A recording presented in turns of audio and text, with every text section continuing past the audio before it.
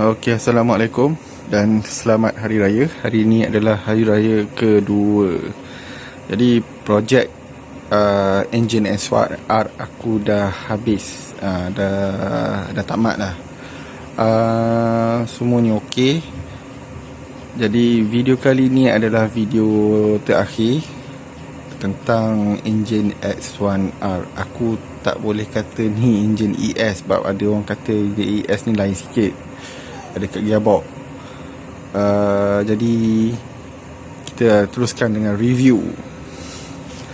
Okey, jadi bila aku dah pakai enjin ni lebih kurang seminggu, aku dah, apa yang aku dah buat dekat enjin ni, aku tukar crankshaft, aku pakai balancer S1R, driven clutch, primary driven clutch S1R yang 5 keping, gearbox S1R sekali dengan ketam semua tu, sekali dengan drum.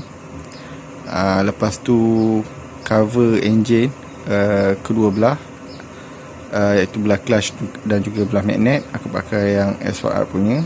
Magnet dan coil magnet aku pakai yang S1R punya. Indicator gear S1R yang punya.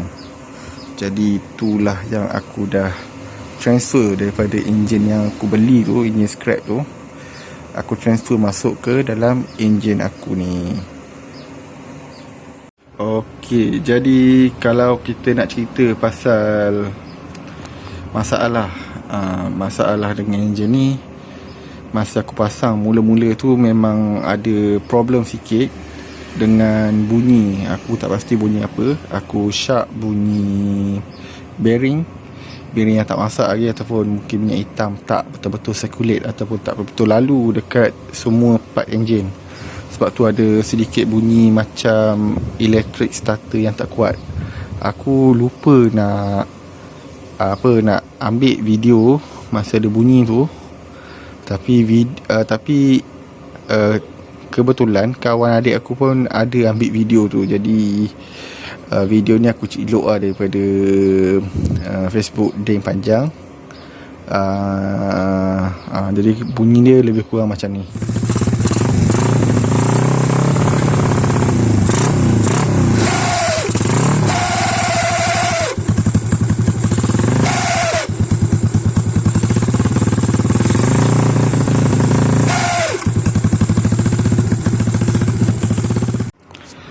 Jadi lepas aku dah dengar bunyi macam tu, aku pun buka semua. Buka belah clutch, belah magnet dan juga top set. Lepas tu aku pasang balik. Lepas dah pasang, tengok bunyi tu dah hilang. Jadi tak tahu punca apa. Jadi memang aku suspect enjin tak ada masalah, cuma bearing ataupun sebab minyak hitam tak circulate betul-betul lah. Tu andaian aku lah. Tapi so far sekarang ni okey lah, tak ada masalah apa. Okey, jadi apakah penyebab aku punca aku tukar, aku convert enjin aku ni, enjin Super Sport kepada enjin X1R? Sebabnya inilah sebab dia. Ni adalah motor adik aku. Kalau korang tengok video tahun lepas, aku ada buat pasal enjin Spark. Ni enjin Spark. Jadi bila aku bawa motor ni, memang aku rasa dia punya gear dan juga clutch tu memang dia punya transmisi tu agak lancar. Jadi aku rasa macam ada benda yang tak kena dengan aku punya enjin Super Sport. Super Sport yang convert clutch. So rasa macam ada benda yang hilang. Motor boleh jalan, tak ada masalah, tapi ada sedikit rasa yang orang cakap tak lancar lah, tak perfect. So aku mengambil keputusan lah untuk convert motor aku ni, convert enjin kepada S1R. Alang-alang jika korang tanya apa beza enjin Spark dan juga enjin S1R, bezanya model ni dia tak ada electric starter. Lepas tu gearbox dia sama macam Super Sport, kena tekan, tak ada cungkil. memang sama sebiji macam Super Sport. Yang ni balancer 2 kilo yang ada rivet ataupun orang panggil apa, damper getah. Yang ni model tu lah, sama macam ES API, dia punya balancer. Lepas tu dia punya mangkuk clutch pakai kod 2S4. Okey, bila aku bercakap tentang clutch, okey, sebelum ni aku pakai Super Sport punya yang convert clutch. Aku pakai custom balancer yang berat 2 kilo. Lepas tu aku jumpa beberapa kelemahan lah. Kelemahan dia salah satunya adalah gear clutch tak berapa nak disengage. Tak berapa nak disengage. Walaupun aku dah set macam-macam. Aku dah set letak 2 keping gasket untuk bagi space ataupun tarik tu lagi panjang, still sama. Cuma aku tak try potong sikit dekat pula. Yang tu aku tak try lagi. Tapi memang aku rasa aku dah malas nak try dah. Sebab tu lah aku convert. Sebab bila clutch plate tak berapa disengage, walaupun kau dah tarik rapat, tayar masih berpusing. Bila tayar masih berpusing, maksudnya clutch plate tu tak renggang betul-betul. Mula-mula tu aku buat tu memang betul-betul memang renggang lah. Memang renggang, tayar tak berpusing. Tapi bila dah lama sikit, tayar dah start balik berpusing. Maksud aku, bila aku try tongkat 2, masuk gear 1, tarik clutch, tayar berpusing sikit. Efek dia, bila korang berhenti, bila aku berhenti dekat traffic light, motor senang nak mati. Jadi aku kena main minyak. Dan satu lagi efek dia, clutch plate cepat makan. Dia tak ada lah makan macam makan tu atau terbakar, tapi memang akan makan lah. Dan satu lagi, dia punya, dipanggil apa gear lever. Gear lever ke apa, yang daripada gear pedal tu, batang dalam enjin ni yang akan tarik bintang gear tu, dia macam tak berapa nak tarik betul-betul, dah longgar sikit untuk Super Sport. Bila aku convert clutch, aku tak pastilah kalau aku je yang mengalami ataupun orang lain pun mengalami masalah yang sama. Tapi itulah, dia tak ngam. Dia macam, adalah, aku susah nak terangkan, memang tak ngam. Tak perfect. Jadi sebab itulah aku boleh cakap, kalau korang convert clutch tangan daripada Super Sport, korang takkan dapat 100% feel yang sama. Paling tinggi pun aku rasa boleh pergi 90% sahaja. Memang akan ada lagi 10% tu korang takkan dapat. Korang buat macam mana pun korang takkan dapat perfect. So sebab itulah aku tukar kepada enjin X1R. Satu lagi, kenapa aku tukar kepada X1R? Dia ada tiga benda lah. Satu, balancer. Kedua, bahagian clutch. Dan yang ketiga adalah gearbox. So model X1R semuanya gear cungkil. Maksud aku, gear 1 tekan, 2, 3, 4 gear cungkil. Dan balancer yang ni kebetulan aku dapat yang 2.2 kilo.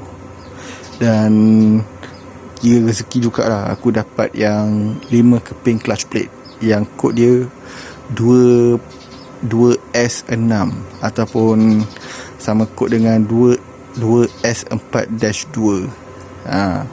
So dalam video sebelum ni yang aku pasang hyper clutch, aku cakap aku tak jumpa kod tu. Tapi bila aku dah check balik dekat internet, dekat Shopee, aku dapat tahu brand Sis pun dah keluarkan untuk 2S4-2.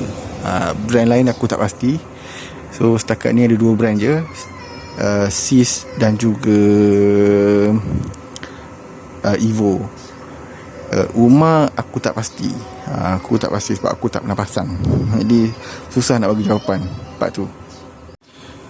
Jadi untuk overhaul, sebenarnya lebih kurang je macam Super Sport. Memang sama, kecuali dekat bahagian clutch. Tapi pasang pun aku rasa korang dia senang je. Pasang balancer, pasang apa nama tu, primary gear primary gear, dekat crankcase, dekat crankshaft tu pasang apa ni, clutch yang ada clutch tangan ni. Memang senang je, tak ada susah sangat. Dekat belah manual pun simple je. Dekat dalam gearbox pun simple je, sama macam 4-speed apa Super Sport tu. Tak ada beza apa pun. Cuma pasang, lepas tu sama lah. Sebab tu aku tak buat video cara pasang ES ni, sebab sama. Okey, aku harap korang faham lah. Jika korang cari cara macam mana nak pasang enjin ES ni, aku boleh cakap korang boleh tengok lah video aku yang lepas. Cara nak pasang gearbox ke apa ke, simple. Memang macam tu je, tak ada lebih tak ada kurang, sama.